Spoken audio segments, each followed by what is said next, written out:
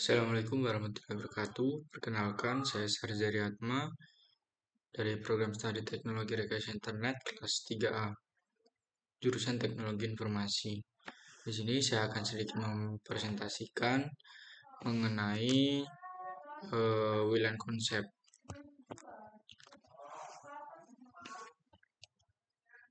Baik, yang pertama kita harus mengetahui dulu apa yang mengapa kita harus mengambil ataupun mempelajari tentang modul ini. Karena bisa kita ketahui bersama ya, kita secara tidak sadar itu sudah menggunakan yang namanya koneksi nirkabel di rumah, kantor, ataupun sekolah. Nah, pasti kita pernah berpikir bagaimana cara kerjanya kan, seperti itu. Jadi, ada banyak cara untuk terhubung secara nirkabel ya, eh, ataupun secara wireless. Itu seperti halnya semua hal lain yang melibatkan jaringan itu jenis koneksi paling baik digunakan dalam situasi tertentu.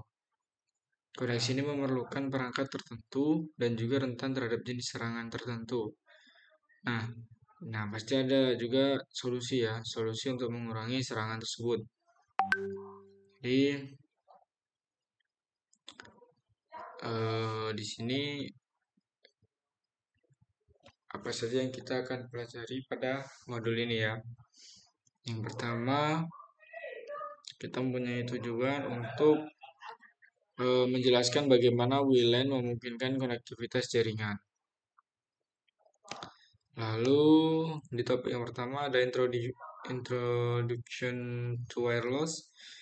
Kita akan membahas mengenai teknologi standar WLAN. Lalu ada Component of WLAN. Kita akan menjelaskan komponen dari infrastruktur WLAN. Selanjutnya WLAN Operation. Kita akan membahas bagaimana teknologi wireless itu memungkinkan operasi WLAN. Cap Web Operation di sini kita akan menjelaskan bagaimana WLC itu menggunakan Cap Web untuk mengelola beberapa akses pointnya. Lalu channel manajemen itu menjelaskan manajemen saluran dalam WLAN.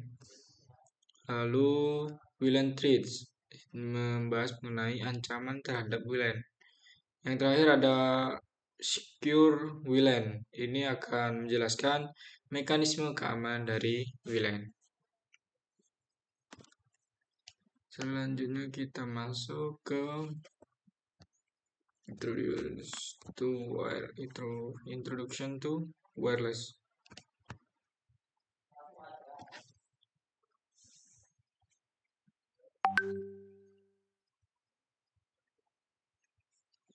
Di sini kita akan membahas mengenai benefits of wireless. Jadi wireless LAN atau WLAN. WLAN itu jenis jaringan wireless ataupun nirkabel ya yang umum digunakan di rumah, kantor, dan juga lingkungan kampus. Jadi jaringan itu harus mendukung orang-orang yang sedang bepergian. Nah, orang-orang terhubung menggunakan komputer, laptop, tablet, maupun ponsel ya. Jadi sangat banyak infrastruktur jaringan yang berbeda yang menyediakan akses jaringan seperti LAN kabel, jaringan penyedia layanan, dan juga jaringan telepon seluler. Namun, WLAN yang memungkinkan mobilitas di lingkungan rumah dan bisnis. Nah, dalam bisnis yang memiliki infrastruktur nirkabel itu penghematan penghematan biaya itu dapat terjadi setiap kali terjadi perubahan peralatan ataupun ketika merelokasi karyawan di dalam gedung, menata ulang peralatan ataupun laboratorium, ataupun pindah ke lokasi sementara. Nah, proyek wireless itu dapat beradaptasi dengan kebutuhan dan teknologi yang berubah dengan cepat, seperti itu. Jadi, teknologi wireless itu bisa beradaptasi dengan cepat. Itu dia keunggulan dari wireless ya. Nah, di sini kita akan membahas mengenai tipe jenis-jenis jaringan nirkabel ya, type of wireless networks. Nah, jadi jaringan nirkabel ataupun wireless itu didasarkan pada standar Institute of Electrical dan Electronics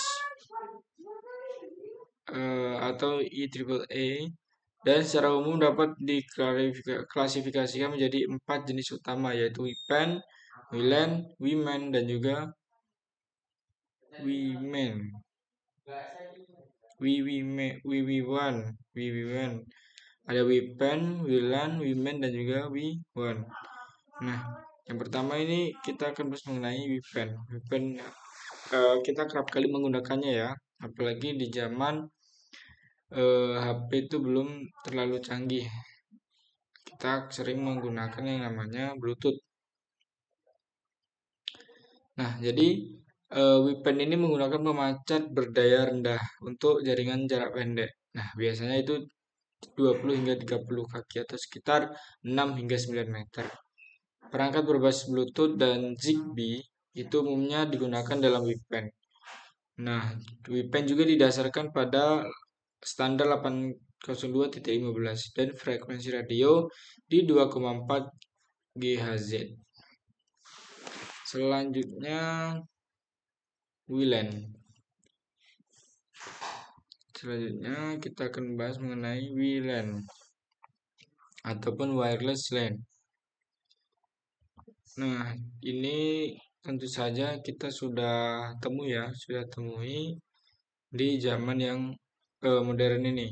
Jadi WLAN itu dia menggunakan pemancar untuk mencakup jaringan berukuran yang sedang, biasanya hingga 300 kaki. Nah, WLAN ini cocok untuk digunakan di rumah, kantor, dan bahkan lingkungan kampus. WLAN didasarkan pada standar 802.11 dan frekuensi radio 2,4 GHz ataupun 5 GHz, seperti itu. Selanjutnya ada WMAN.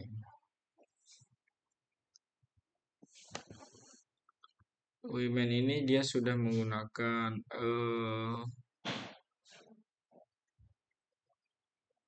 tower metropolitan area.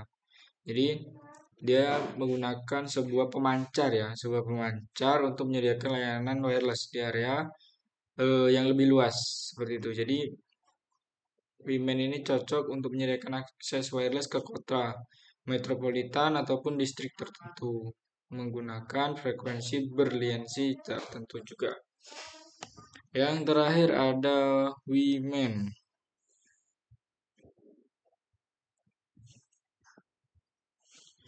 WMAN ini jangkauannya lebih luas tentunya ya. Yang bisa kita lihat ada pemancar di sini, ada satelit. Jadi WMAN ini dia adalah menggunakan pemancar untuk menyediakan jangkauan dari area geografis yang luas. Nah, WMAN ini cocok untuk komunikasi nasional dan global. Jadi, WMAN ini juga menggunakan frekuensi berliansi tertentu, seperti itu. Nah, jadi kita akan bahas mengenai wireless teknologi. Nah, teknologi wireless itu kan menggunakan spektrum radio tanpa izin untuk mengirim dan menerima data. Spektrum tanpa izin tersebut dapat diakses oleh siapa saja yang memiliki router nirkabel dan teknologi nirkabel di perangkat yang digunakan. Yang pertama di sini kita akan bahas mengenai hal yang sudah tidak asing bagi kita semua ya, Bluetooth. Jadi standar IEEE 802.15 WPAN yang menggunakan proses pemasangan perangkat untuk berkomunikasi pada jarak hingga 300 kaki. Itu Bluetooth dapat ditemukan pada perangkat rumah pintar ya, koneksi audio mobil dan juga perangkat lain. Nah, ada dua jenis radio Bluetooth di sini ya. Ada Bluetooth Low Energy atau BLE. Dia mendukung berbagai teknologi jaringan termasuk topologi mesh hingga perangkat jaringan berskala besar. Lalu ada Bluetooth Basic Red Enhanced Red atau BRERD ini dia sudah mendukung topologi titik ke titik dioptimalkan untuk streaming video. Nah, untuk yang kedua itu ada WiMac.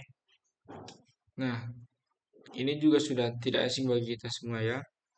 Biasa di tower-tower BTS.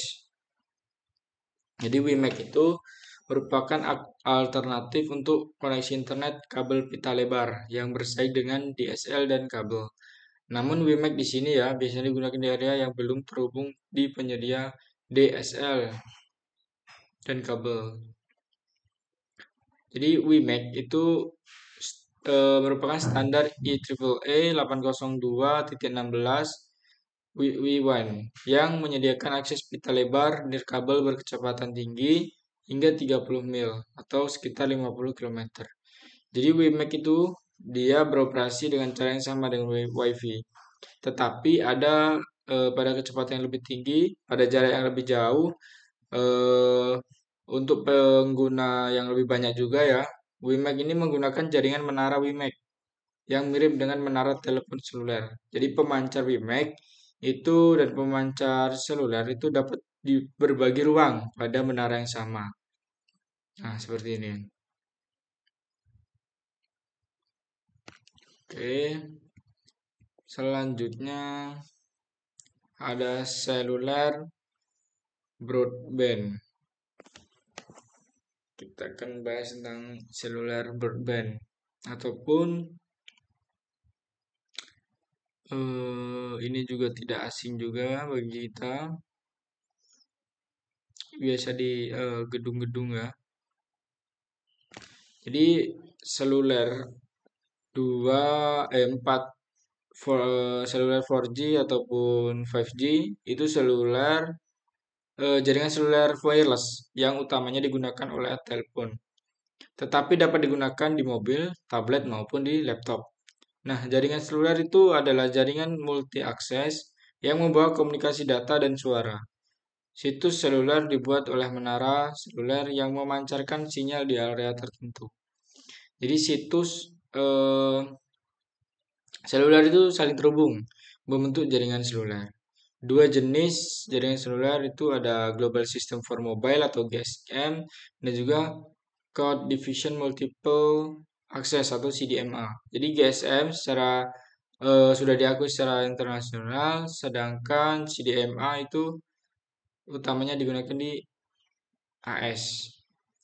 Jaringan seluler generasi keempat ataupun 5G itu jaringan yang terkini ya. Jadi 4G itu sudah menghadirkan kecepatan 10 kali lipat dari 3G. Nah, yang baru ini 5G ya, menjanjikan kecepatan 1000 kali lipat daripada 4G yang mengumumkan lebih banyak perangkat ke jaringan.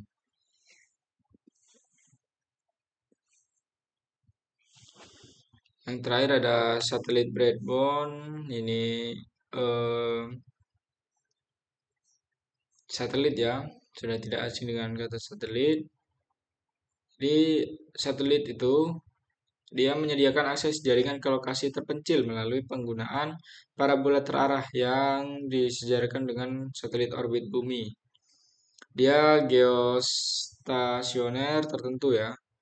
Biasanya lebih mahal pastinya ini dan memerlukan garis pandang yang jelas.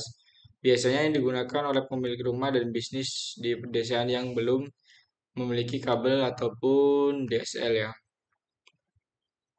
Selanjutnya ada standarisasi ya di sini. Jadi di dunia komunikasi wireless itu tentu saja sangat luas. Namun untuk keterampilan terkait pekerjaan tertentu ini fokus pada aspek-aspek dari WiFi. Tempat terbaik untuk memulai adalah standar IEEE 802.11 WLAN. Jadi standar ini akan menentukan bagaimana frekuensi radio itu digunakan untuk tautan nirkabel. Sebagian besar standar menentukan bahwa perangkat nirkabel memiliki satu antena untuk mengirim dan menerima sinyal nirkabel pada frekuensi radio yang ditentukan. 2,4 GHz ataupun 5 GHz. Itu beberapa standar yang memiliki standar yang lebih baru ya, ataupun mengirim dan menerima pada kecepatan yang lebih tinggi. Dia memerlukan titik akses ataupun access point ya. Jadi klien nirkabel untuk memiliki beberapa antena menggunakan teknologi multiple input dan juga multiple output atau biasa kita sebut MIMO. MIMO itu menggunakan beberapa antena sebagai pemancar dan penerima, meningkatkan kerja komunikasi hingga 8 antena pengirim dan penerima dapat digunakan untuk meningkatkan throughput. Nah, antena itu diibaratkan sebagai MIMO. MIMO itu misal gini nih, ada antena dua ya. Jadi sini yang output, sini input seperti itu. Jadi ada berbagai implementasi standar IEEE 802.11 telah dikembangkan selama bertahun-tahun. Tabel berikut ini akan menyoroti standar tersebut. Ada 802.11 itu di frekuensi 2,2.4 GHz dengan kecepatan 2 Mbps. Lalu ada 802.11a ini dengan frekuensi radio 5 GHz, dia kecepatan di 5 Mbps, lalu area cakupannya kecil, kurang efektif dalam menembus struktur bangunan, tidak dapat dioperasikan dengan 802.11b dan juga 802.11g. Lalu ada 802.11b. Di sini dia di frekuensi radio 2,4 GHz. Lalu di speed 54 Mbps dia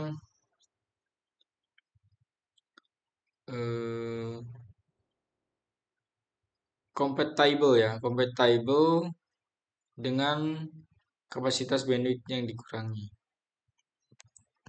Lalu ada 802.11n. Di sini dia berada di 2,4 GHz dan juga 5 GHz. Dia ini kecepatan di 150 sampai dengan 600 Mbps, jangkauan jarak dengan 70 meter.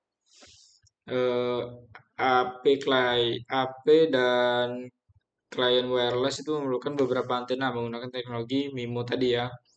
Lalu compatible dengan perangkat dengan pembatasan kecepatan data. Lalu ada 802.11 AC di 5 GHz ya. Ini dia menyediakan kecepatan mulai dari 450 Mbps sampai 1,3 Gbps per second menggunakan teknologi MIMO. Lalu compatible dengan perangkat menggunakan pembatasan data. Nanti ada 802.AX di frekuensi radio 2,4 GHz dan 5 GHz ya. Lalu standar terbaru yang dirilis pada tahun 2019 dikenal sebagai Wi-Fi 6 atau High Efficiency Wireless atau HEW.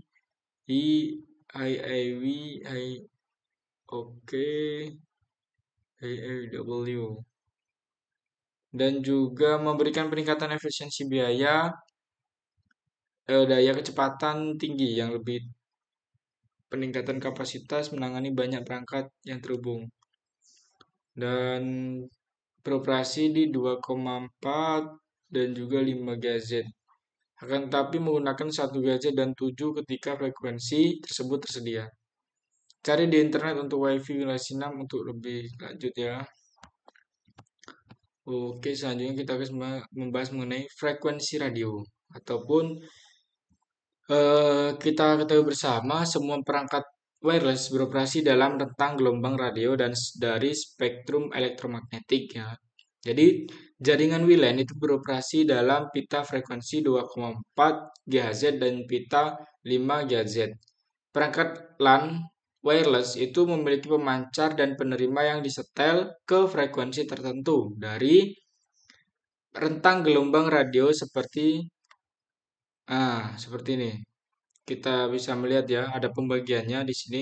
Radio waves, ini renggang, ini dia device-nya, lalu infrared, mulai rapat, lampu ultraviolet, mulai rapat, X-ray, ini biasa di ronsen ya. Wah, gamma ray, ini mulai rapat, seperti itu. Oke, jadi wireless standard organization. Di sini ada standar organisasi wireless ya. Jadi standar ini memastikan bahwa interoperabilitas antara perangkat yang dibuat oleh produsen yang berbeda secara internasional. Tiga organisasi yang mempengaruhi standar pilihan adalah ada I2, IEEE, dan juga Wi-Fi Alliance. Itu adalah sebuah persatuan telekomunikasi internasional ya. Dia ini mengatur alokasi spektrum frekuensi radio dan juga orbit satelit melalui I2R. Nah, I2R ini adalah singkatan dari sektor radio komunikasi I2.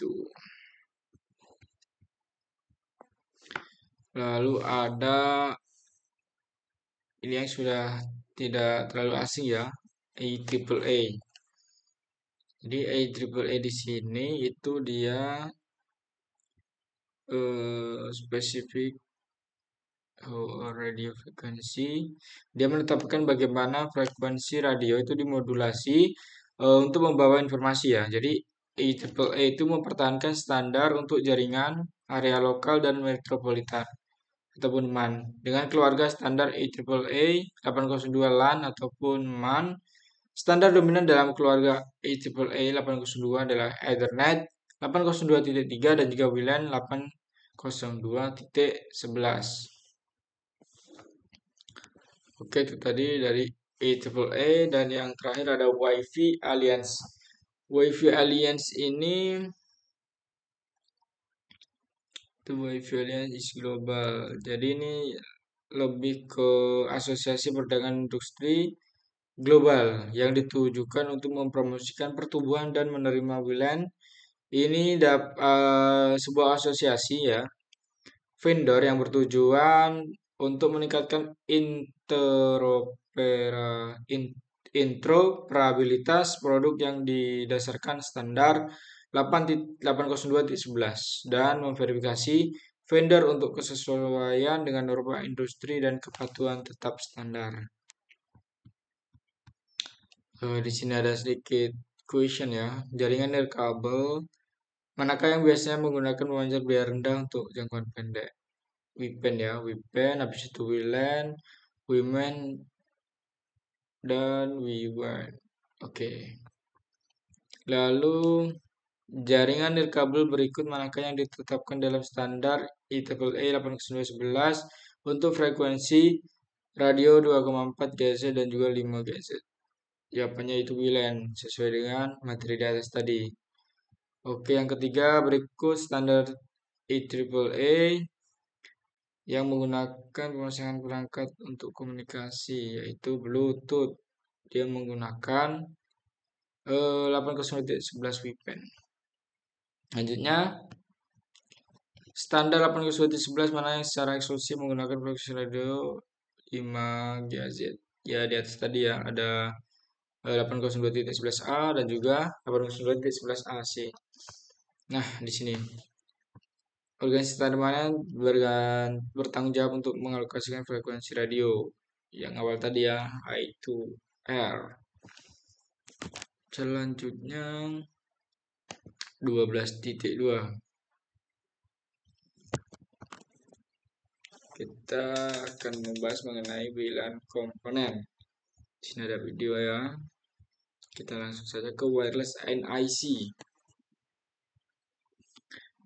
Wireless NIC.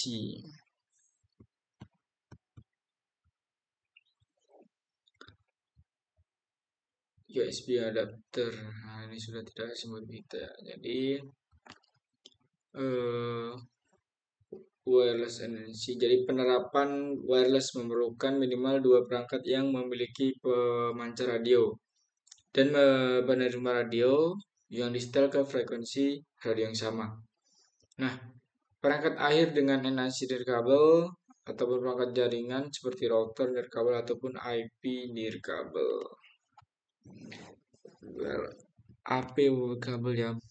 Jadi untuk berkomunikasi secara wireless, laptop, tablet, ponsel, dan bahkan mobil itu menyertakan yang namanya NIC. Jadi NIC terintegrasi yang menyertakan pemancar ataupun penerima radio. Namun jika perangkat tidak memiliki NIC nirkabel terintegrasi, maka adaptor nirkabel USB dapat digunakan. Nah, seperti ini. Banyak perangkat wireless ya yang sebenarnya ada di sekitar kita memiliki antena yang terlihat. Antena tersebut tertanam di dalam ponsel, laptop, dan router rumahan. Router rumah pintar. Router rumah wireless. Jenis perangkat infrastruktur yang dikaitkan dan diautentikasi oleh perangkat akhir bervariasi berdasarkan pada ukuran dan persyaratan WLAN. Misalnya, pengguna rumahan itu menggunakan perangkat wireless ya, menghubungkan router wireless kecil seperti yang ditunjukkan pada gambar. Nah, dia eh, akses point menyediakan akses nirkabel 802.11 di BGNAC. Selanjutnya switch ini menyediakan Ethernet 10 100 ribu, 4 port, duplex penuh untuk menghubungkan perangkat berkabel. Ada juga router, penyedia gateway default untuk menghubungkan infrastruktur jaringan lain seperti internet. Jadi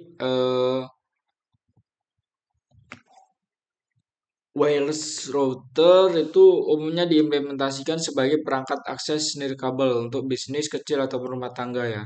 Jadi router nirkabel itu mengiklankan layanan nirkabelnya dengan mengirimkan sinyal yang berisi pengenal set layanan bersama SSID.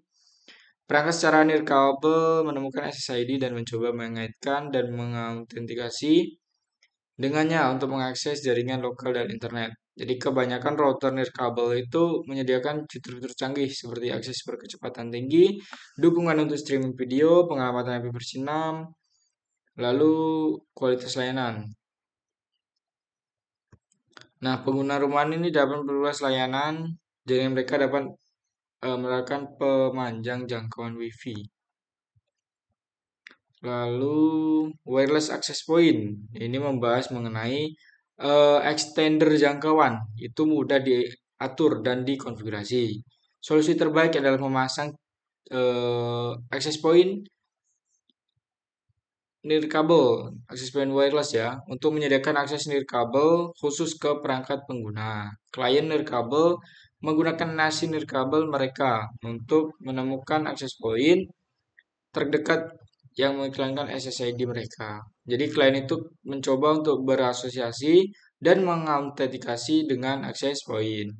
Nah, setelah diautentikasi, pengguna nirkabel memiliki akses ke sumber daya jaringan, IP Cisco Meraki seperti ini. Ini alatnya dari Cisco ya. Selanjutnya ada AP kategori. Jadi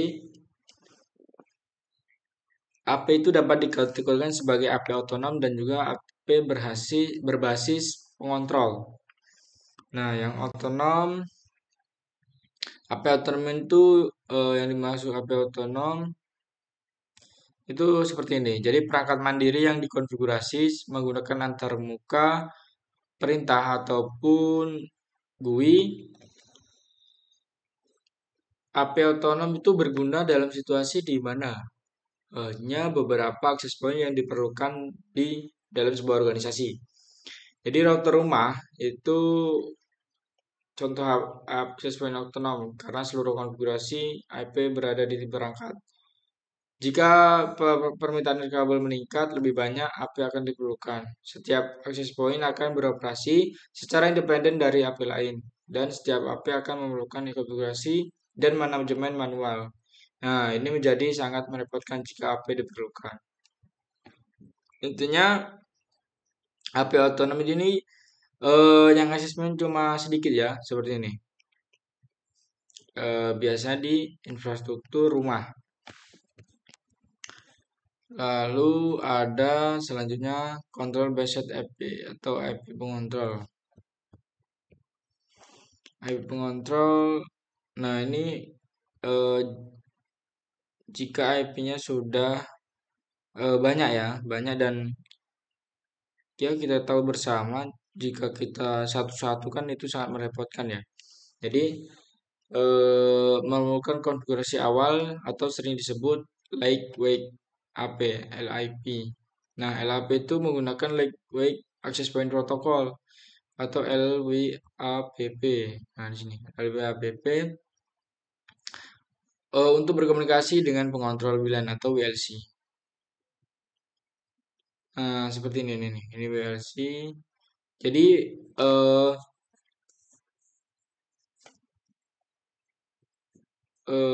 berguna dalam situasi yang memerlukan banyak AP dalam jaringan.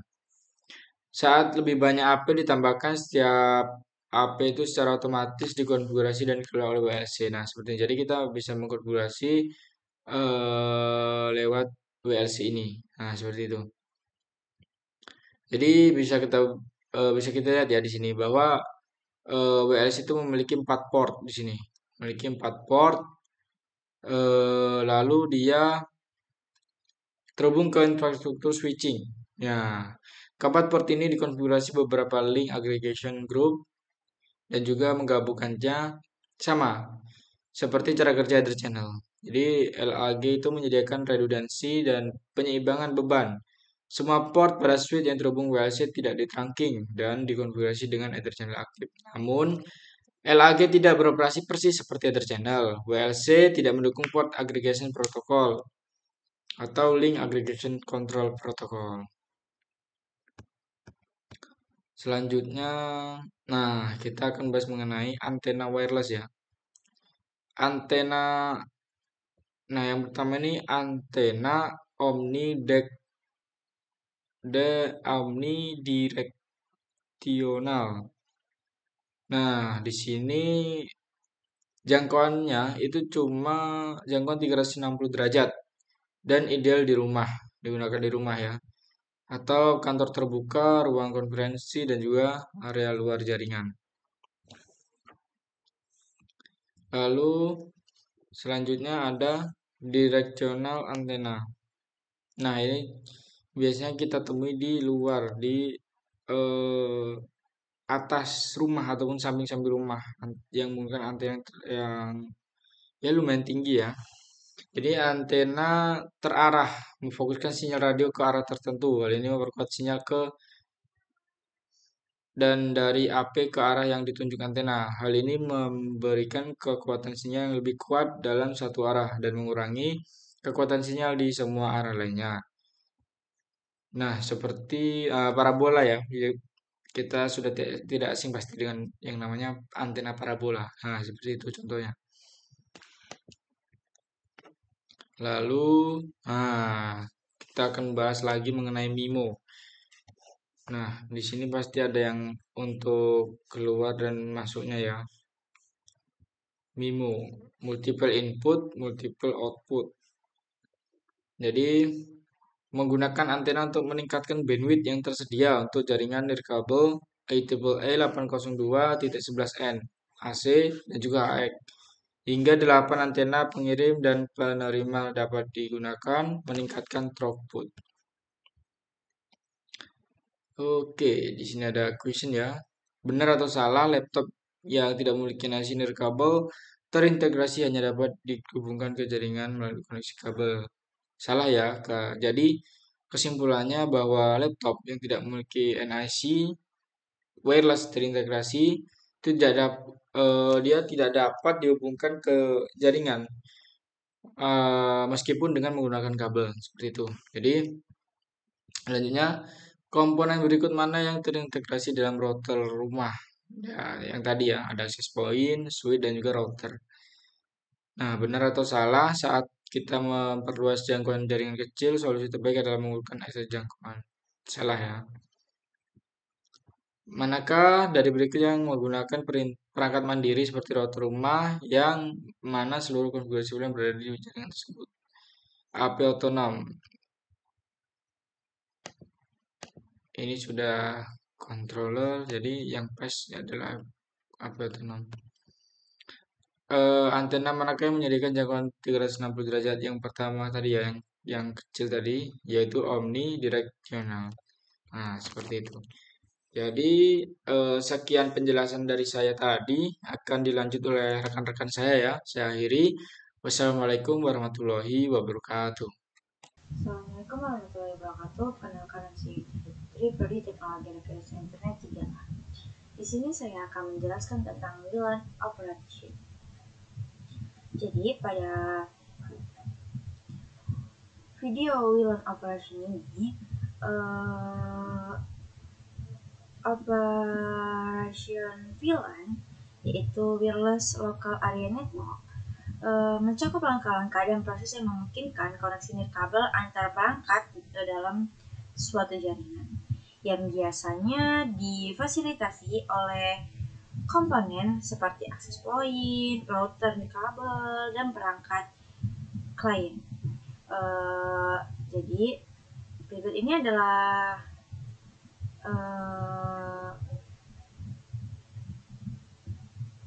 gambaran umum tentang operasi dalam video ini.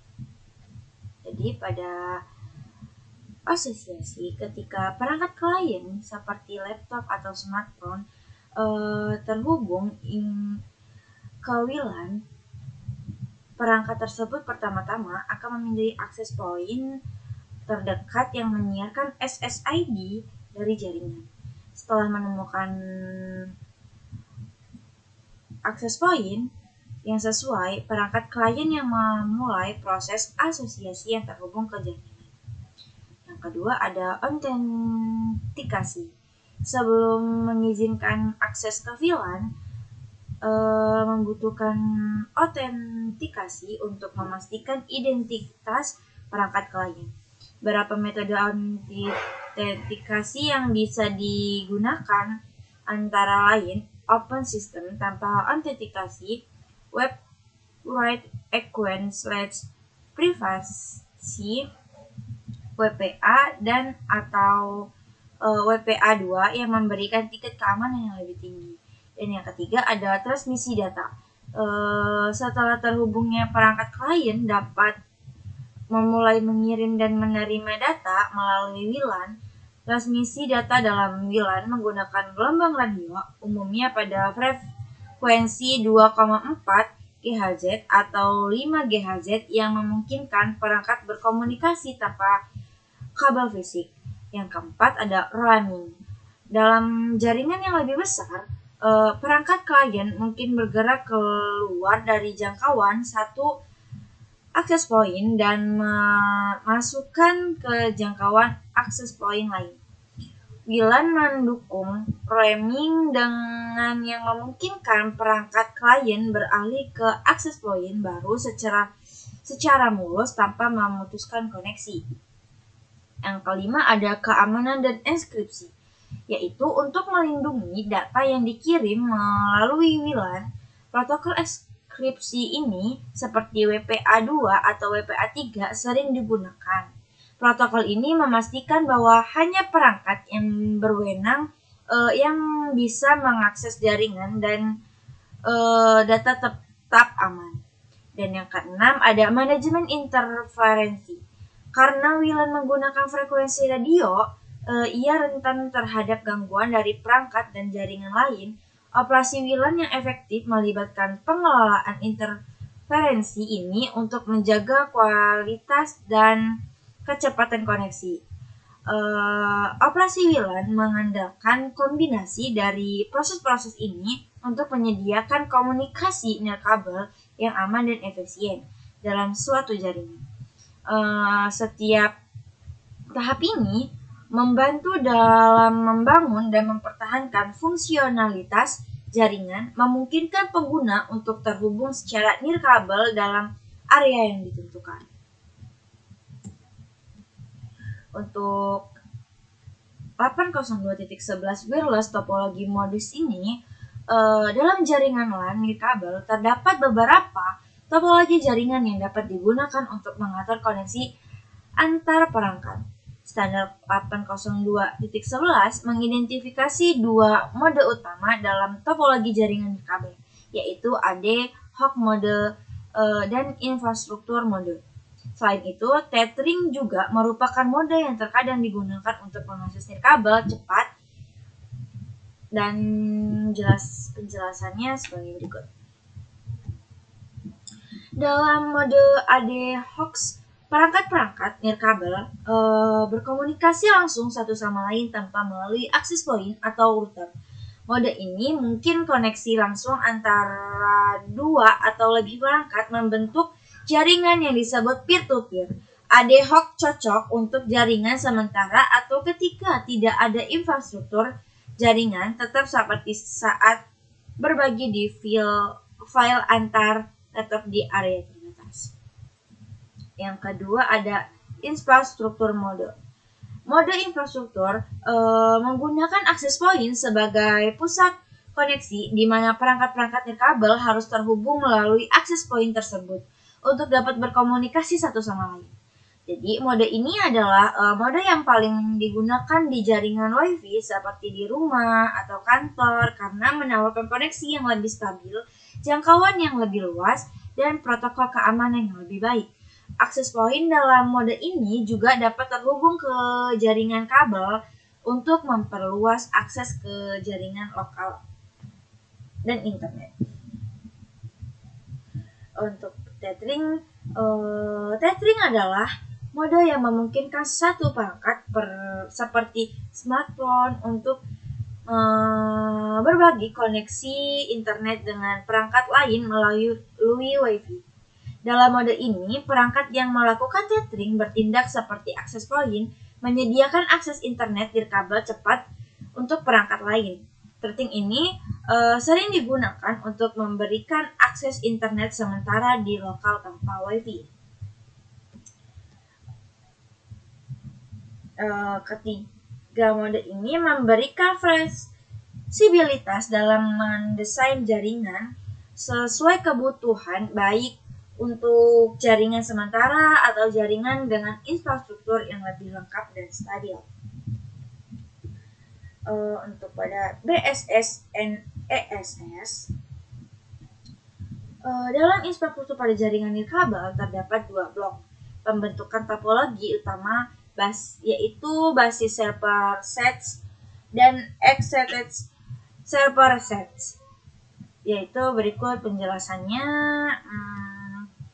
Pada BSS atau basis server sets adalah unit dasar dari jaringan nirkabel dalam mode infrastruktur yang terdiri dari satu access point dan beberapa perangkat klien yang terhubung ke access point tersebut. Access point ini bertindak sebagai penghubung antara perangkat klien dan jaringan kabel atau internet sehingga memungkinkan komunikasi antar perangkat.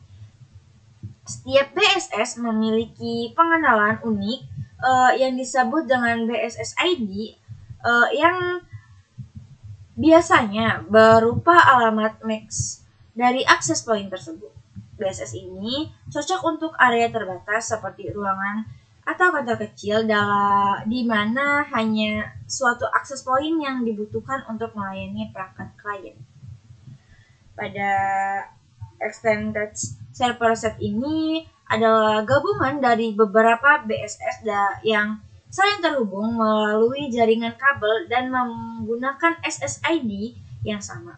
SSID ini memungkinkan roaming atau perpindahan perangkat klien antar akses point tanpa memutuskan koneksi.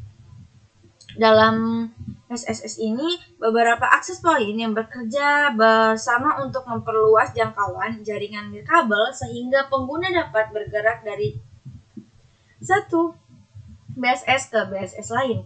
Di dalam ESS dengan lancar, ESS ini juga cocok untuk area yang lebih luas seperti gedung perkantoran, kampus, atau pusat perbelanjaan. di mana lebih dari satu akses point dibutuhkan untuk mencakup semua area.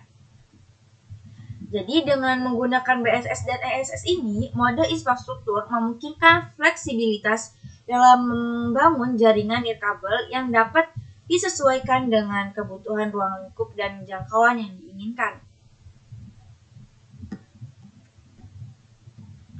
Lalu kita lanjut aja pada frame struktur. Jadi kita tuh harus mengingat bahwa frame layer 2 ini terdiri dari header,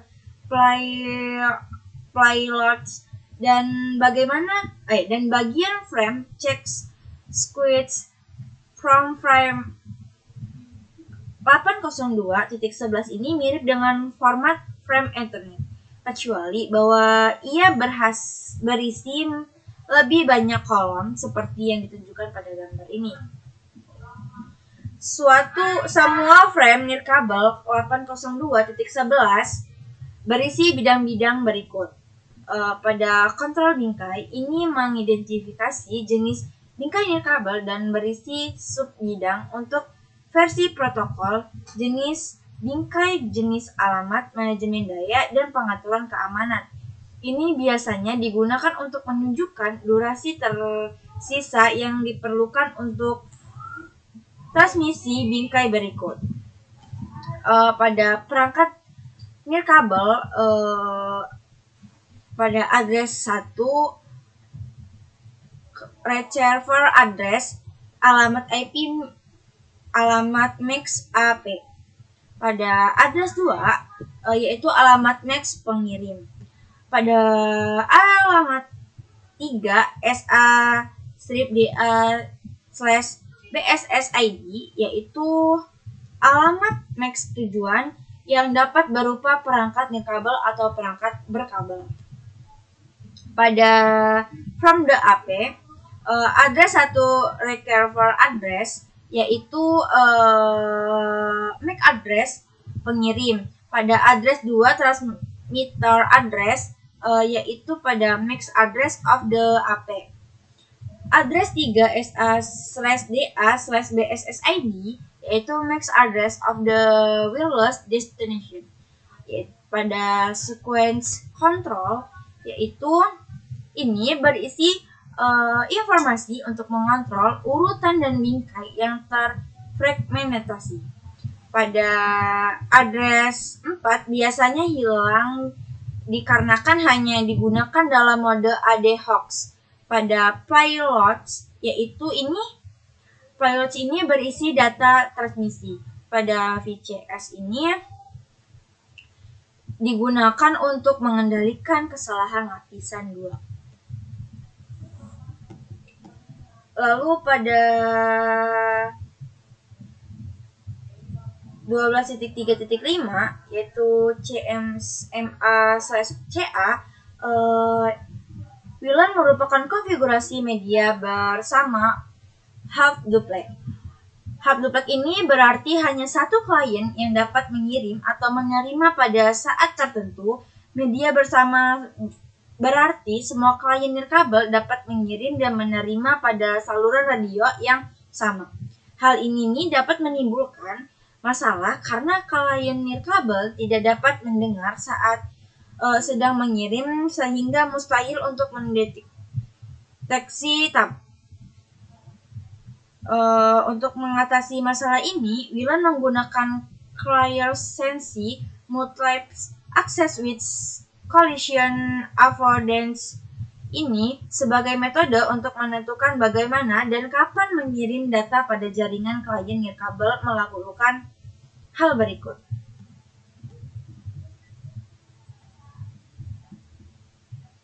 Pada wireless client and AP authentication ini, agar perangkat nirkabel dapat berkomunikasi melalui jaringan, perangkat tersebut harus terlebih dahulu untuk terhubung dengan access point atau router nirkabel. Bagian penting dari proses 802.11 adalah menemukan WLAN dan kemudian menghubungkannya. Perangkat nirkabel ini menyelesaikan 3 tahap proses berikut seperti yang ditunjukkan pada gambar. Yang pertama ada discover a wireless AP, yang kedua ada authenticates with AP, yang terakhir ada associates with AP. Pada passive unactive discover mode ini, perangkat nirkabel harus menemukan dan terhubung ke access point atau router nirkabel. Klien nirkabel terhubung ke access point menggunakan proses pemindahan probing. Proses ini dapat bersifat pasif atau non pasif. Di sini saya akan menjalankan check your understanding WLAN operation.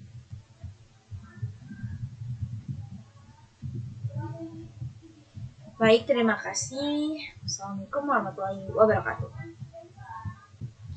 Pada CapWeb's operation, di sini pada topik sebelumnya kita telah belajar tentang mengoperasi,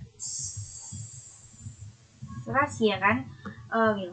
Jadi di sini akan menjelaskan tentang kontrol dan penyediaan titik akses CapWeb's yang ada pada video ini. Pada introduction to CapWeb's, yaitu CapWeb's merupakan protokol standar AAA yang memungkinkan WLC mengelola beberapa akses point dan WLAN. CapWeb juga bertanggung jawab atas eksklusi dan penerus lalu interface klien WLAN antar access point dan WLC. Pada CapWeb's didasarkan pada LWAPP, tetapi menambahkan keamanan tambahan dengan datagram transport layer security. CapWeb's membuat terowongan pada port user data protokol. CapWeb's juga dapat beroperasi melalui IPv4 dan IPv6 seperti yang ditunjukkan pada gambar di bawah ini, tetapi menggunakan IPv4 secara default. Pada Split Max Architecture, komponen ini adalah konsep kontrol akses media terpisah. Konsep Max terpisah, CapWeb ini menjalankan semua fungsi yang biasanya dilakukan oleh masing-masing access point dan mendistribusikannya di antara dua komponen fungsional, yaitu ada fungsi APMax dan ada fungsi Max WLC. Tabel berikut menunjukkan beberapa fungsi Max yang dilakukan oleh masing-masing. Pada beacons and probe references, yaitu autentikasi, pada pengakuan dan transmisi ulang paket, yaitu asosiasi dan asosiasi ulang ke klien roaming. Pada entrance, bingkai, dan prioritas paket, yaitu frame dibingkai ke protokol lain. Pada inskripsi dan deskripsi data lapisan Max, yaitu menghentikan interface 802.11 pada interface kabel. Pada DTLS encryption. DTLS ini adalah protokol yang menyediakan keamanan antar access point dan WLC. Protokol ini memungkinkan keduanya berkomunikasi menggunakan enkripsi dan mencegah penyedapan atau gangguan. DTLS ini diaktifkan secara default untuk mengamankan saluran kontrol CapWeb's, tetapi dinonaktifkan secara default untuk saluran data. Seperti yang ditunjukkan pada gambar, semua interface manajemen dan kontrol CapWeb's yang diperlukan antar access point dan WLC yang dienkripsi dan diamankan secara default untuk memberikan privasi bidang kontrol dan mencegah serangan man in the middle atau MITM. Enskripsi data Chemwebs bersifat fungsional dan diaktifkan per access point. Enskripsi data mengharuskan lisensi DTLs diinstal pada WLC sebelum diaktifkan pada access point. Saat diaktifkan, semua interface ke klien WLAN dienkripsikan di access point sebelum diteruskan ke WLC dan sebaliknya. Lalu pada FlexConnect APS. FlexConnect ini adalah solusi nirkabel untuk menerapkan di kontrol cabang dan kontrol jarak jauh. Solusi ini memungkinkan kita mengkonfigurasikan dan mengendalikan titik akses di kantor cabang dari kantor pusat melalui tautan WNA, WAN, tanpa harus menerapkan pengontrol di setiap kantor. Di sini ada dua operasi untuk FlexConnect AP. Mode terhubung WLC dapat dijangkau dalam mode ini. FlexConnect AP memiliki koneksi Chemwebs dan WLC dan dapat mengirimkan interface melalui terowongan Chemwebs seperti yang ditujukan pada gambar WLC yang menjalankan fungsi Chemwebs-nya. Yang kedua ada mode manajemen. WLC tidak dapat dijangkau. FlexConnect kehilangan atau gagal membuat konektivitas Chemwebs dengan WLC. Dalam mode ini, AP FlexConnect dapat menjalankan beberapa fungsi WLC seperti mengalihkan lalu interface data klien secara lokal dan melakukan autentikasi secara lokal. Di sini saya akan mengerjakannya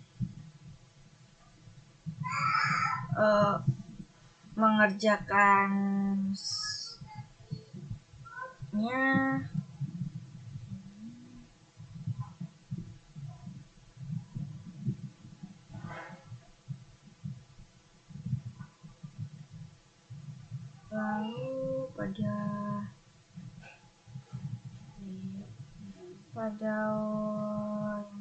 17 lalu 46 dan 47. Lalu pada 17 136 46 dan 47.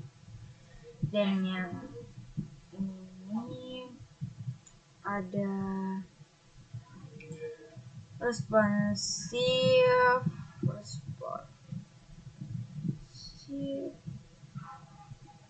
pakai ini lalu respons dan next interesting pada frame. Lalu ada authentication, client, interface, dan frame protocols. Lalu yang keenam yaitu fast, dan yang ketujuh itu local dan authentication.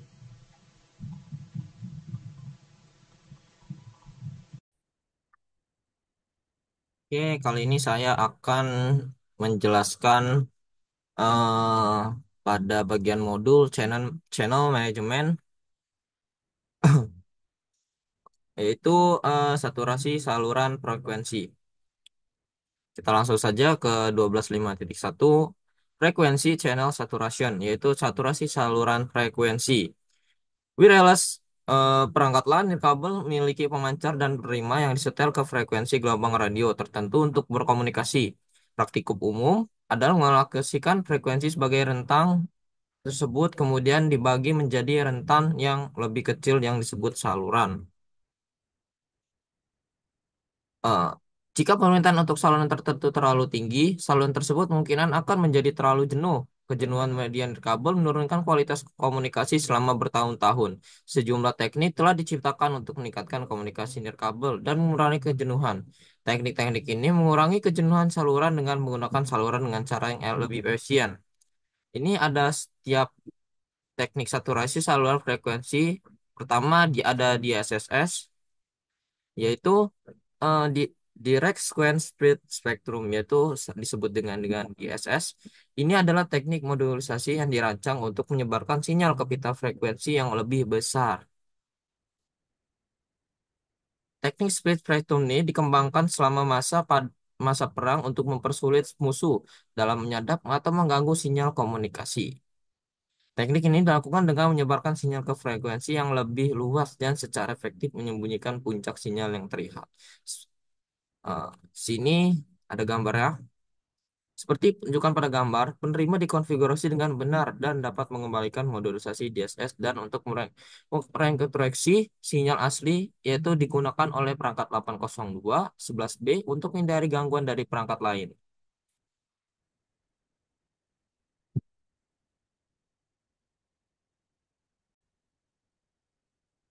Selanjutnya ada FHSS yaitu Frequency Hopping Spread Spectrum.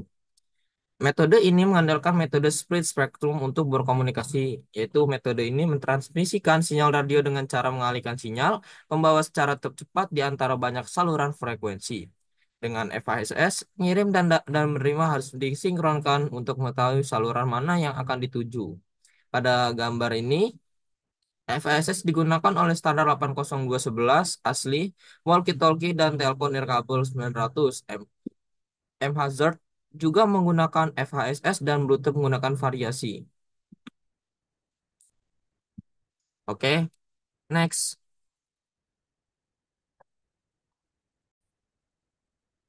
Ini ada OFDM yaitu disebut juga dengan Orthogonal Frequency Division Multiplexing. Ini adalah bagian dari multiplexing pembagian frekuensi di mana satu saluran menggunakan beberapa sub saluran pada frekuensi yang berdekatan. Sub saluran dalam sistem OFDM saling tegak lurus sehingga memungkinkan sub saluran saling tumpang tindih tanpa mengganggu.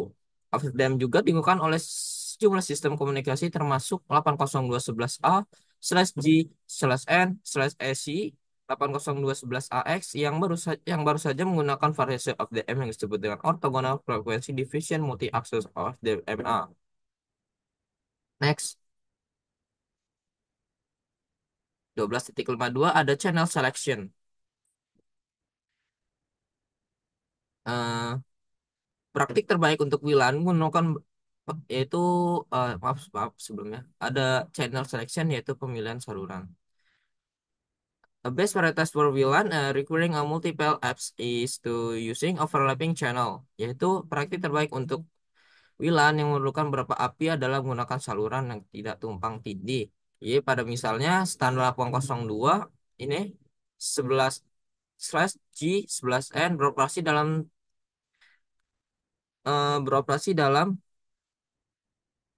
beberapa saluran. Setiap saluran diberi lebar pita 22 MHz dan pisahkan dari saluran berikut sejauh 5 MHz. Next, ada saluran tumpang tindih 2,4 GHz di Amerika Utara. Intervensi terjadi saatnya sini akan selain menjelaskan gambarnya.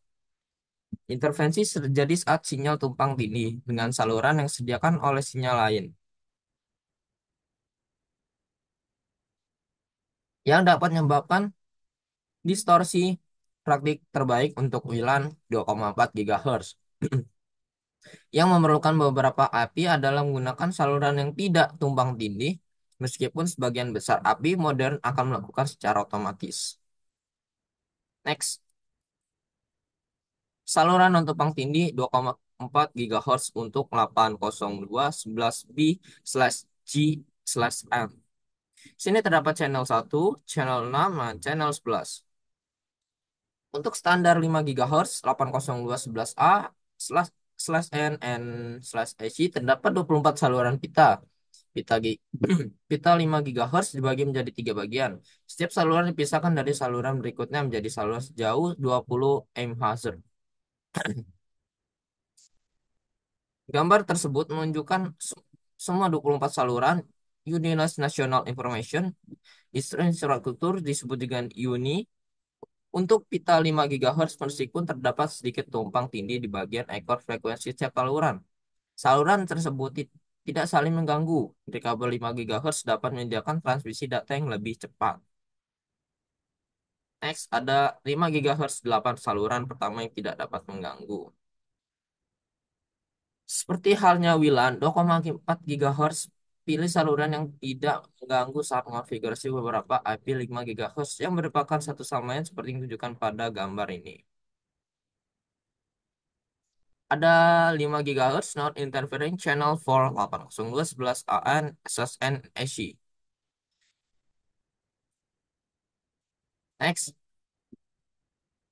12.5.3.3.5.3 Plan of WLAN Development, yaitu merencanakan penerapan WLAN. Jumlah pengguna yang didukung oleh WLAN tergantung pada tata letak geografis fasilitas tersebut, termasuk jumlah orang pada perangkat yang dapat dimuat dalam satu ruang. Kecepatan data yang diharapkan pengguna menggunakan saluran yang tidak tumpang tindih oleh beberapa API dalam satu IS. Sini ada beberapa rekomendasi tambahan yang untuk merencanakan lokasi API. Pertama, jika API menggunakan kabel yang sudah ada atau tidak ada lokasi mana API tidak akan dapat ditempatkan. Yang kedua, catat semua sumber gangguan potensial yang dapat mencakup oven gelombang mikro, seperti kamera, video, nirkabel, dan lampu neon. Yang ketiga, memposisikan API di atas penghalang. Yang keempat, memposisikan API secara vertikal di dekat langit-langit. Dan yang keempat, memposisikan API di lokasi yang diperkirakan akan datangi oleh pengguna.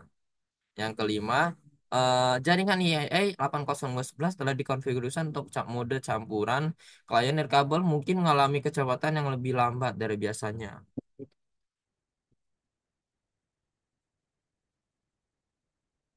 Saat memperkirakan area jangkauan yang diharapkan dari sebuah API, perlu diketahui bahwa nilai bervariasi tergantung pada standar WLAN atau campuran standar yang digunakan ya, yang menggunakan bersifat fasilitas dan daya pancar yang dikonfigurasi untuk API tersebut. Next, ini ada check understanding channel management. Oke, sini ada soal, saya bacakan terlebih dahulu dan saya sudah menjawab. Ada which of the following modulation techniques repeatedly switch signal among the frequency channel. Sini saya menjawab FHSS. Which of the following modulation techniques split a signal over a large frequency band? Sini saya menjawab DSS. Question 3. Which of the following modulation techniques is used the new 802.11ax standar? Saya menjawab OFDMA. Yang keempat, ke dalam bahasa Indonesia. Berapa banyak saluran yang tersedia untuk pita 2,4 GHz di Eropa? Saya menjawab 13. Pertanyaan kelima, berapa banyak saluran yang tersedia untuk pita 5 GHz? Yaitu saya menjawab 24. Oke.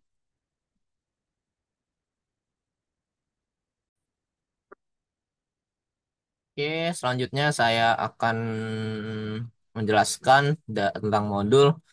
Pada modul 12.6 yaitu WLAN Trees.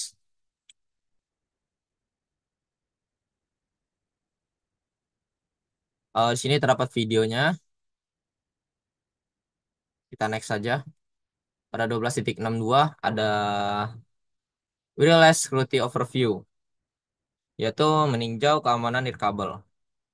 WLAN terbuka bagi siapa saja yang berada dalam jangkauan AP dan memiliki kredensial yang sesuai untuk terhubung dengannya. Dengan IC nirkabel dan pengetahuan tentang teknik peretasan, penyerang mungkin tidak perlu secara fisik memasuki tempat kerja untuk mendapatkan akses WLAN. Sini serangan dapat dilakukan oleh pihak luar, karyawan yang tidak puas, bahkan secara tidak sengaja oleh karyawan. Jaringan nirkabel secara khusus rentan terhadap beberapa ancaman, termasuk intersepsi data. Data nirkabel harus dienkripsi dengan mencegahnya. Yang kedua ada penyusup nirkabel atau wireless introduce. Pengguna yang tidak sah mencoba mengakses sumber daya jaringan dapat dicegah melalui teknik autentikasi. Ada DOS attacks, yaitu mengakses ke layanan WLAN dapat disusupi baik secara maupun tidak sengaja. AP palsu. Ada AP tidak sah dan install oleh pengguna yang bermaksud baik untuk tujuan jahat dapat deteksi menggunakan perangkat lunak manajemen.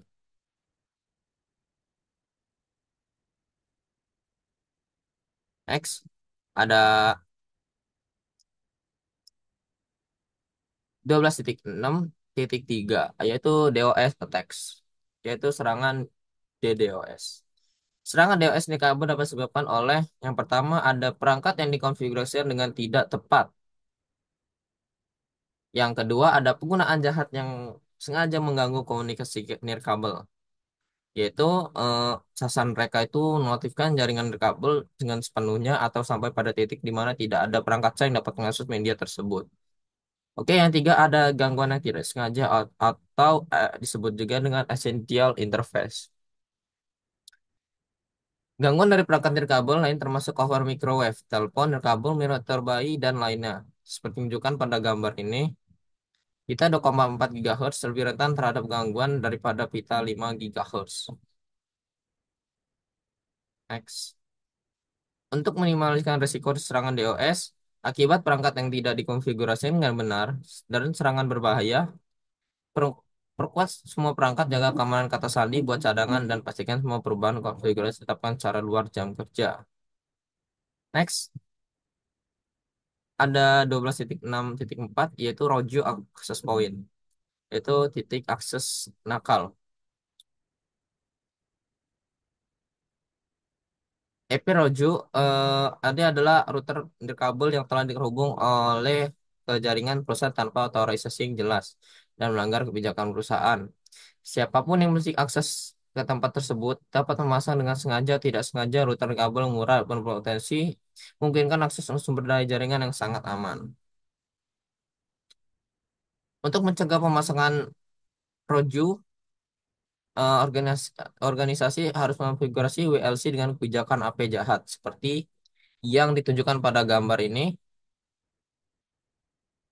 menggunakan perangkat lunak pemantauan secara aktif untuk memantau spektrum radio untuk AP yang tidak sah. Next, 12.6.5 Man in the Middle Attack.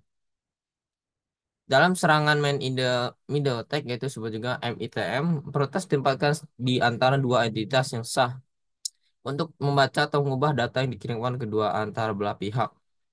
Serangan MITM nirkabel yang populer disebut dengan Evil Twin IP, di mana penyerang memperkenalkan IP palsu dan mengonfigurasinya dengan SSD yang sama dengan IP yang sah. Seperti tunjukkan pada gambar ini, lokasi menawarkan wifi gratis seperti bandara, kafe, dan restoran. Merupakan tempat yang sangat populer untuk jenis serangan ini karena autentikasi terbuka.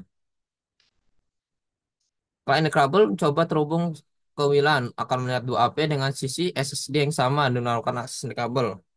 Apa yang berada di dekat AP jahat akan menemukan sinyal yang lebih kuat dan mungkin besar akan terhubung dengannya. Lalu lintas pengguna ini dikirim ke AP yang jahat, kemudian akan menangkap data dan meneruskan ke AP yang sah. Dis- Ditunjukkan pada gambar ini. Lalu teruskan ke pengguna yang tidak mengalami curiga. Penyerang dapat mencuri kata sandi pengguna, informasi pribadi, memperoleh akses perangkat mereka, dan membahayakan sistem. Oke, next. Ada check understanding WLAN threads. Sini saya akan menjawab soalnya. Which of the following is most likely not the source of the Wales DOS attack? Sini saya menjawab Roju API. Sini benar atau salah? AP jahat dan AP yang dikonfigurasikan secara sah. Yang salah-salah saat terhubung ke jaringan atau mungkin menjadi sumber serang DOS. False. Question 3. What the type of attack on the Evil Twin API attack? Yaitu jenis serangan apakah maksud dengan serangan Evil Twin API? MITM.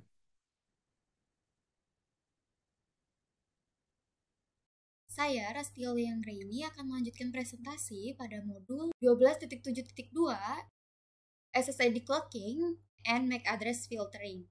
Sinyal nirkabel dapat menembus materi padat seperti plafon, lantai, dinding, bahkan keluar dari rumah atau ruang kantor. Tanpa langkah-langkah keamanan yang ketat, memasang WLAN dapat diibaratkan seperti menempatkan port Ethernet di mana-mana, bahkan di luar ruangan. Nah, untuk mengatasi ancaman terhadap penyusup nirkabel dan melindungi data, ada dua fitur keamanan awal yang dulu digunakan dan masih tersedia di sebagian besar router dan access point, yaitu adalah SSID clocking dan MAC address filtering. SSID clocking. Access point dan beberapa router nirkabel memungkinkan firmware SSID dinonaktifkan. Seperti ditunjukkan pada gambar, klien nirkabel harus mengonfigurasi SSID secara manual untuk terhubung ke jaringan. MAC address filtering. Administrator dapat secara manual mengizinkan atau menolak akses nirkabel bagi klien berdasarkan alamat perangkat keras fisik MAC address. Pada gambar, router dikonfigurasi untuk mengizinkan dua MAC address tertentu. Perangkat dengan MAC address yang berbeda tidak akan bisa bergabung dengan jaringan WLAN 2.4 GHz. Kesimpulannya, SSID clocking dan MAC address filtering adalah langkah awal dalam meningkatkan keamanan jaringan nirkabel. SSID clocking menyembunyikan nama jaringan sehingga hanya pengguna yang mengetahui SSID yang dapat terhubung. MAC address filtering di sisi lain memungkinkan administrator membatasi akses hanya untuk perangkat yang memiliki MAC address yang telah disetujui. Meskipun fitur-fitur ini dapat menambah lapisan perlindungan, keduanya masih bisa dilewati oleh penyusup yang berpengalaman, sehingga biasanya digunakan bersama dengan metode keamanan yang lebih kuat seperti enkripsi WPA3. Selanjutnya, metode autentikasi awal 802.11. Nah, meskipun kedua fitur tersebut atau SSID clocking and MAC address filtering ini dapat melindungi sebagian besar pengguna, kenyataannya adalah bahwa SSID clocking dan MAC address filtering tidak akan mampu mencegah penyusup yang berpengalaman. SSID ini mudah ditemukan bahkan jika akses point tidak menyiarkannya, dan MAC address dapat dipalsukan. Cara terbaik untuk mengamankan jaringan nirkabel adalah dengan menggunakan sistem autentikasi dan enkripsi. Ada dua jenis autentikasi diperkenalkan dalam standar 802.11 awal. Yang pertama ada autentikasi sistem terbuka. Klien nirkabel dapat dengan mudah terhubung dan hanya digunakan di situasi di mana keamanan tidak menjadi perhatian, seperti pada jaringan internet gratis di kafe, hotel, dan area terpencil. Klien nirkabel bertanggung jawab untuk menyediakan keamanan, misalnya dengan menggunakan nirkabel pribadi virtual atau VPN untuk terhubung secara aman. VPN ini menyediakan layanan autentikasi dan enkripsi. VPN berada di luar cakupan topik ini. Dan yang kedua, itu autentikasi kunci bersama, menyediakan mekanisme seperti WEP, WPA, WPA2, dan WPA3 untuk mengautentikasi dan mengenkripsi data antara klien, nirkabel, dan akses point. Namun, kata sandi harus dibagikan sebelumnya antara kedua pihak dan dapat terhubung. Tabel berikut merangkum metode autentikasi ini. 12.7.4 atau Shared Key Authentication Methods, metode autentikasi kunci bersama, terhadap 4 teknik autentikasi kunci bersama yang tersedia seperti yang dijelaskan dalam tabel. Terdapat 4 teknik autentikasi kunci bersama sampai perangkat dengan dukungan WPA3 tersedia secara luas, jaringan nirkabel sebaiknya menggunakan standar WPA2. Pada tabel ini ada metode autentikasi dan deskripsi. Yang pertama, Wired Equivalent Privacy atau WEP, spesifikasi asli 802.11 yang dirancang untuk mengamankan data menggunakan metode enkripsi reverse cipher 4 RCV4 dengan kunci statis. Namun, kunci ini tidak pernah berubah saat bertukar paket.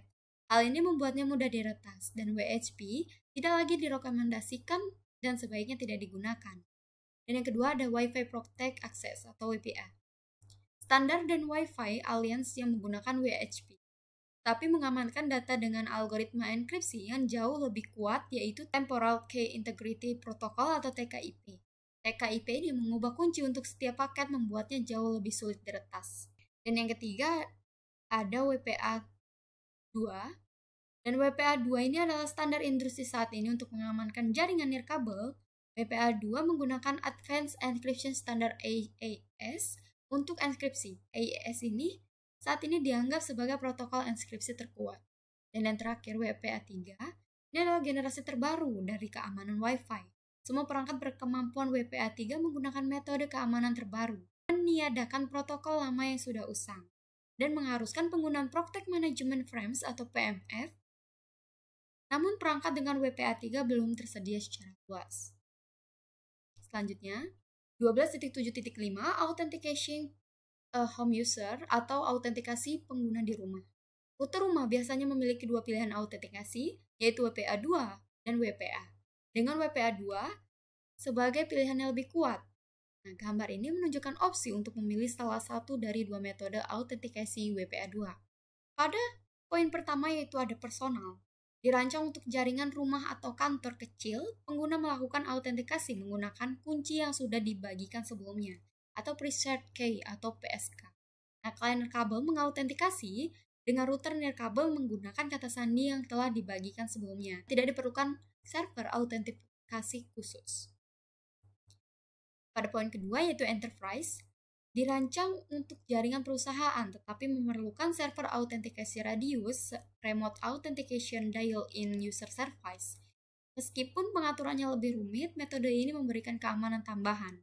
Perangkat ini harus diautentikasi oleh server radius dan pengguna harus mengautentikasi menggunakan standar 802.1x yang menggunakan protokol autentikasi yang dapat diperlukan HAP untuk autentikasi.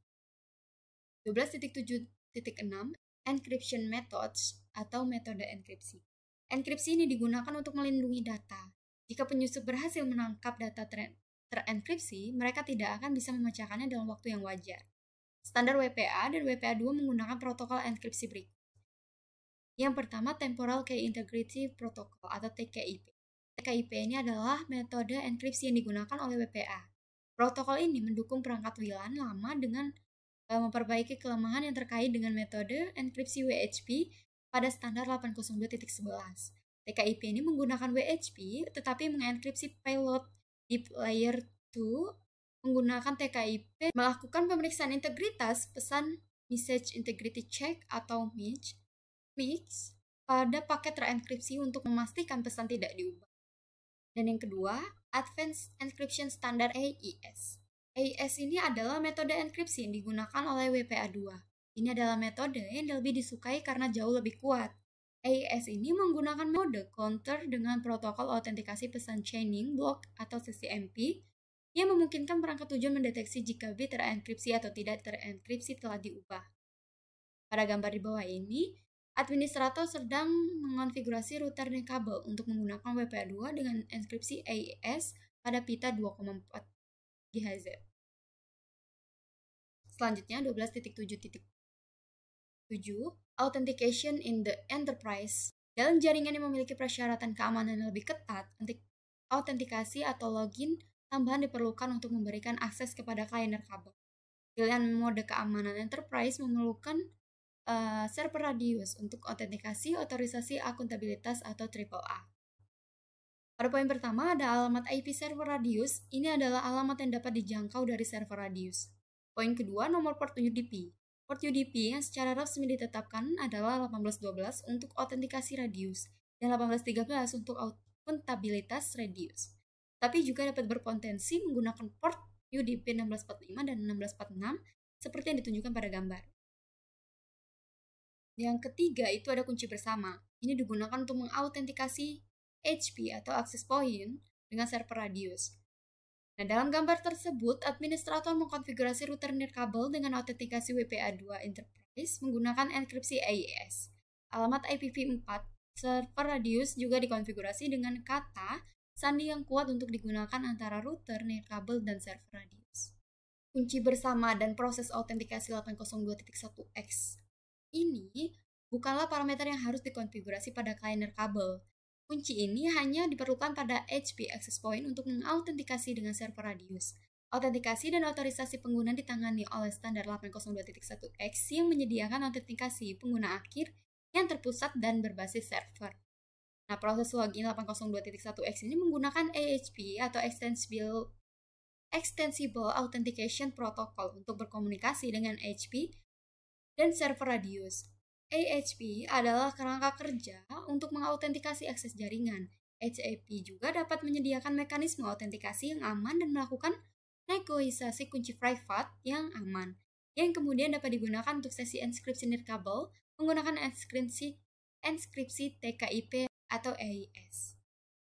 Selanjutnya 12.7.8 yaitu WPA3. Nah, WPA3 ini adalah protokol keamanan Wi-Fi terbaru yang dirancang untuk menggantikan WPA2 dan menawarkan peningkatan keamanan dan kemudahan dalam penggunaan. Fitur utama WPA3 itu meliputi yang pertama ada WPA3 personal. Ini menggunakan Simultaneous Authentication of Equals atau SAA untuk melindungi terhadap serangan brute force dengan menyembunyikan PSK atau preset key. Dan yang kedua, WPA3 Enterprise. Ini memerlukan suite kriptografi atau 192 bit dan mengikuti Commercial National Security Algorithm atau CNSA suite. Meningkatkan keamanan di jaringan enterprise. Dan yang ketiga itu jaringan terbuka atau open networks, menerapkan opportunistic wireless encryption atau OWH untuk mengenkripsi lalu lintas di jaringan publik meskipun tetap tanpa autentikasi.